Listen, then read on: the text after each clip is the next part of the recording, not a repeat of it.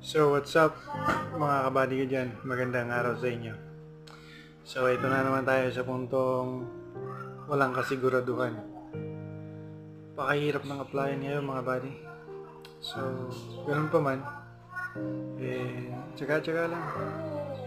Ay sobrang dami ng aplikante, malay mo, mapabilang tayo dun. So yun, per cycle ko lang naman. Hindi pa natin nakikita yung pangalan natin pero marami batches yun. So, ang alam ko 20 to 25 batch yun. So, mapapabilang din tayo dyan. Hintay-hintay lang tayo mga buddy. So, mga kabady natin dyan na mga lolo moral. So, tsaga-tsaga lang.